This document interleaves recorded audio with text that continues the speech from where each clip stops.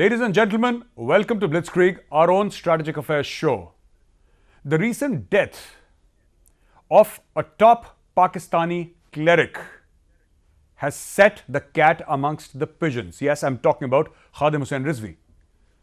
Also, the outreach of Pakistan towards the Israelis, covertly, not overtly, the PDM jalsas in Pakistan, and so many other things that are happening today in Pakistan leaves one befuddled. Today I have Ambassador G. Parthasarathy, former High Commissioner to Pakistan. I'm going to talk to him and request him to shed some light into what is going on in Pakistan. Sir, Jai Hind and a very warm welcome to our show, sir. Jai Hind to you. Interestingly, you're asking me of how we look at Pakistan and what is happening there. Let me give you an account of what President Obama, who was the boss, in fact, the president, while the president designate Biden was his vice president, and therefore his views will still hold. What do the Americans think of Pakistan? In his memoirs, it's quite interesting. President Obama has said quite a bit about Afghanistan. Firstly, noting that they were playing host in a cantonment town to the most wanted terrorist in the world, Osama bin Laden. And in his own book, he's referred to that, but he also says the Pakistan government and ISI tolerated the presence of the Taliban leadership in Quetta near the Pakistan-Afghanistan border and were quietly assisting the Taliban as a means to keep the Afghanistan government weak. It uses terrorism to keep neighboring governments weak. Then Obama adds, the US government had for long tolerated such behavior from a so-called ally of supporting it with billions of dollars in military and economic aid despite its complicity with violent extremists and its record as a significant proliferator which was irresponsible of nuclear weapons.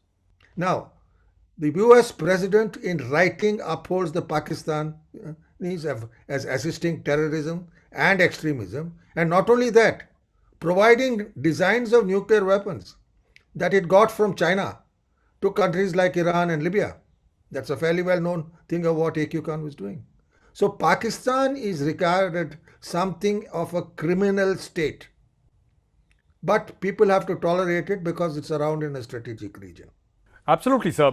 My next question is about Lieutenant General Asim Salim Bajwa, sir.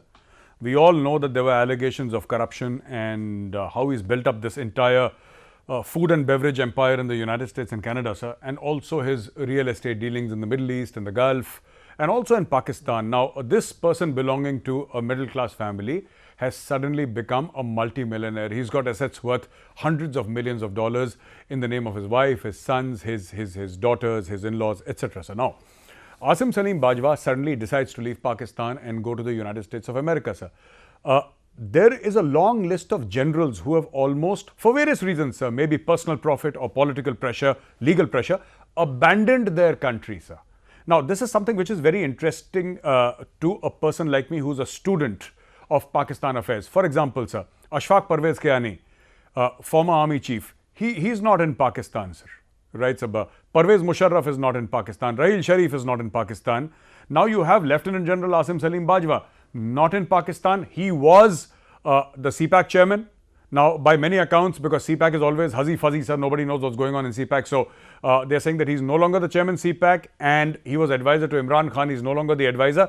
Why do these generals leave Pakistan midway, sir? These are the people who swore to uphold the honor and integrity of Pakistan. They become multi-millionaires overnight and then they leave the country, sir.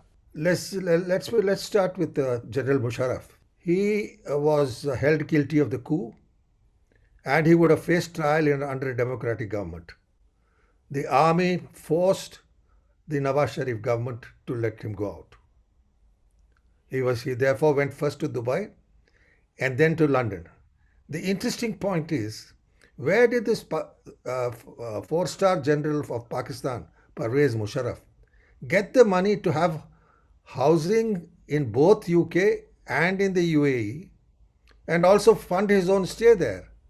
I mean, one Indian Army general told me that, in 10 births, they can't live abroad. And this guy is there abroad. Now, so Kayani, the same thing.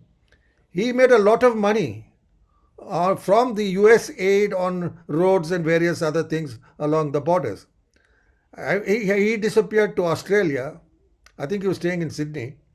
And there's talk of his having come back. But the fact is, how does the next army chief, his successor, make so much money?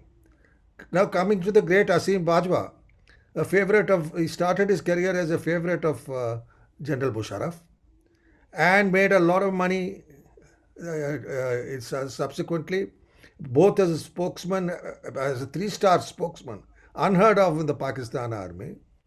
Then he goes and joins the CPEC, and his wealth is estimated at $53 million. Now, this is the West. The guy who made the allegation did it after research of documents. So, how long can they keep him? Why don't they take disciplinary action against him? Because he was the man who knew too much. And that's the reality. Having been, as I said, a three-star spokesman in Pakistan obviously he had to be close to the army chief. And the other army chief, Rahil Sharif, is sitting in Saudi Arabia. One does not know how much wealth he had accumulated before he went there. So all of them, from top to bottom, are corrupt. The fact of the matter is the people of Pakistan have to tolerate them because they wield the gun, they wield the power, and the Pakistani politicians have to sell themselves one by one. Each one is saying, how can I get close to the army chief? I think the latest is Benazir Bhutto's son, who was called by General Bajwa to calm things down when they got hot. So, and he seems to be enjoying that personal relationship with the army chief when he is not even the leader of the opposition. The People's Party have sunk in Punjab, remain only in Sindh. Absolutely. So now, another very interesting fact is that recently there have been overtures by Pakistan, and these are covert, so not so overt, and not at the government level, but at the non-governmental level, to slowly and slowly figure out what's happening with Israel. Now, we have two top Pakistani anchors who have actually appeared on Israeli television. So there's Kamran Khan and there is Mubashir Liqwan, and both of them are big names in Pakistan as far as television is concerned. Now, both these gentlemen appear on an Israeli show. So that's what I've heard.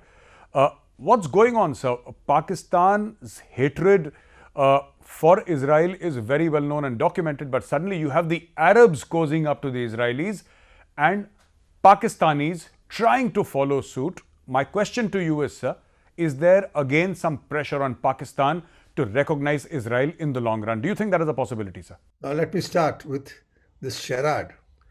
Pakistan always likes to say that, this is from Hafiz Muhammad Said, he's so saying, Christians, Jews, and Hindus are enemies of Islam. Now, obviously, they have to deal with the Indians. They have to deal with the Americans and the Christians. There, of course, they bow down and are very, very solicitous. But the fact of the matter is that I can tell you this: they have had clandestine relations with Israel in Washington for years, and this is nothing new. But the only problem they have is they formed their whole country on Islam. That the Maulvi was killed because of this Israeli problem, and he was stirring up trouble against the Israelis, demonstrating against the Israelis. He was Shia, so somewhat expendable in the views of the Wahhabi-oriented Pakistan army leadership, and he was bumped off. So this is a continuing feature, and I would not be, as I said, the covert contacts must be continuing because I left Washington some 30 years ago. But the fact is, they are still involved in it, and we have to keep notice, because I don't mind if they make friends with Israel. One, they will be exposed as speaking for the Muslims after for 70 years saying that things like what Hafiz Said said, that the Hindus, the Jews and Christians are enemies of Islam. This is Hafiz Said on record, and they back Hafiz Said for so long. Now they have dumped him because he's a liability, and they're using the Jaish. That's a different story. But that's the way Pakistan functions. And they don't realize they're becoming a bunch of contradictions. Nobody trusts them. And for the last thing on the Middle East, they got too close to Turkey and also with Iran, and forgot that they were getting all their money from the Arabs.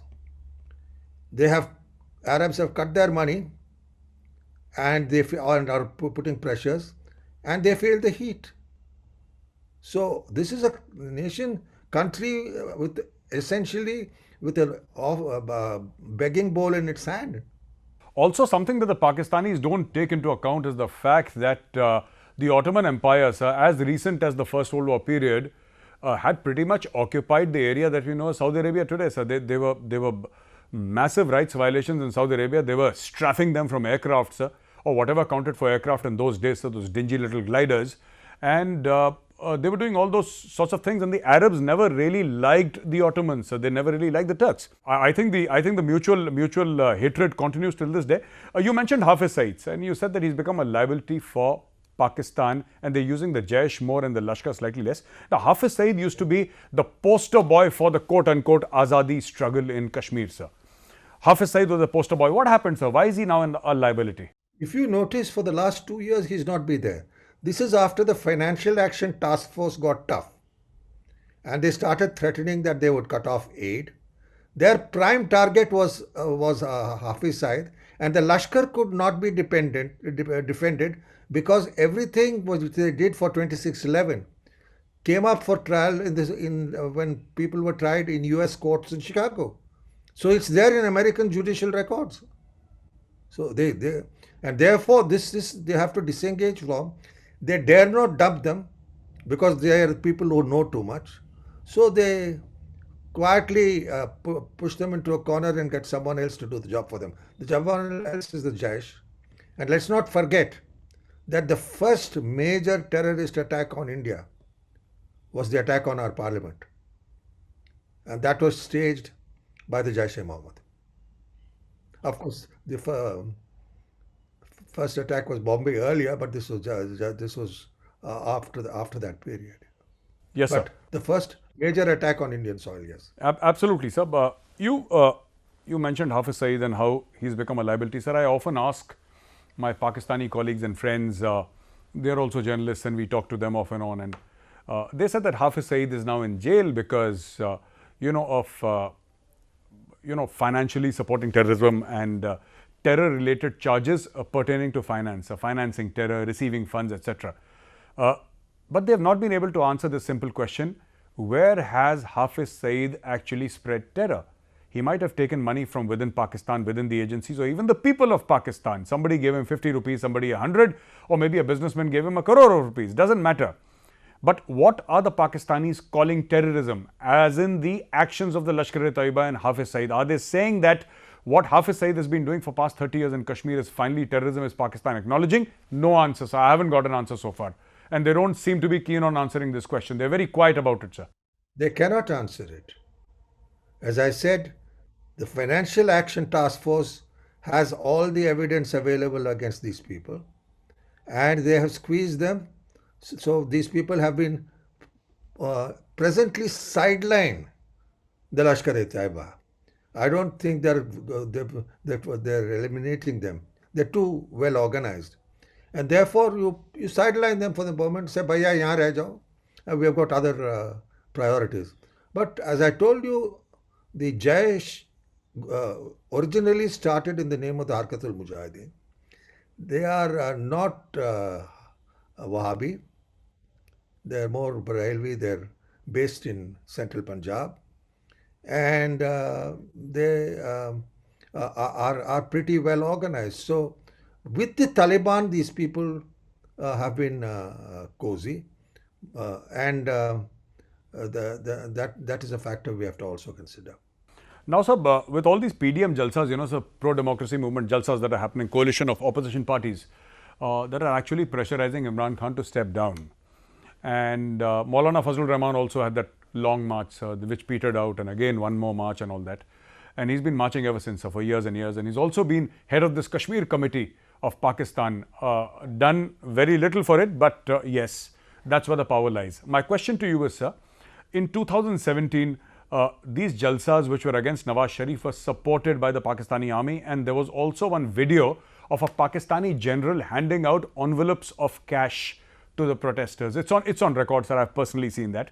A Pakistani army general handing out envelopes of cash. Very unlike a Pakistani army general. He would have had one of his flunkies do it, but this time the general was doing it, or maybe a junior general, he was doing it himself, sir. In 2017, these jalsas were supported by the army to oust Nawaz Sharif. In 2020, Imran Khan, favorite of GHQ Rawalpindi, is the Prime Minister of Pakistan, sir. Some say selected, not elected.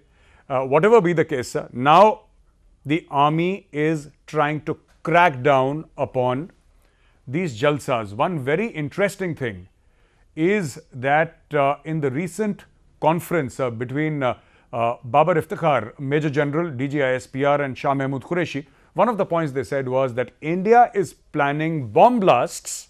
Very interesting, sir. India is planning bomb blasts on the PDM jalsas. As if India would care what the PDM is doing. But the pro-democracy movement, the opposition parties, India will carry out bomb blasts in November and December. They did not mention PDM directly, but they said November and December, India will carry out bomb blasts in Pakistan. They said that in the press conference. Now, what is happening in November, December, sir? The PDM jalsa is happening. So tomorrow, if Pakistan decides to carry out a false flag and actually hit those jalsas, sir, to protect Imran Khan and his government, they can always say that, listen, Shah Mahmood Qureshi and Babar Iftikhar told you so in that press conference, sir. This is the level of the desperation of the Pakistan army, sir. Look, Shah Mahmood Qureshi is regarded as a bit of a maverick amongst foreign ministers. His talk, his demeanor, the language is used. Foreign ministers are expected to be restrained and not to use it. If you see, even Jaishankar, who's been foreign minister, he will never say anything harsh. They're not expected to. They're expected to use language which carries weight and conviction, not screaming and shouting. So Shah Mahmood Qureshi is, I think, one of the worst foreign ministers of Pakistan I've seen. Some of I must tell you, their diplomats are professional. Some of the political leaders who have held the office of the foreign minister have been very professional and correct. So it's not all across. But Shah Mahmood Qureshi had prime ministerial ambitions. So I don't think he's going to get there because he comes from southern Punjab. And it's not particularly important politically. So we should take what he says with a pinch of salt. But certainly it is language unbecoming of a foreign minister.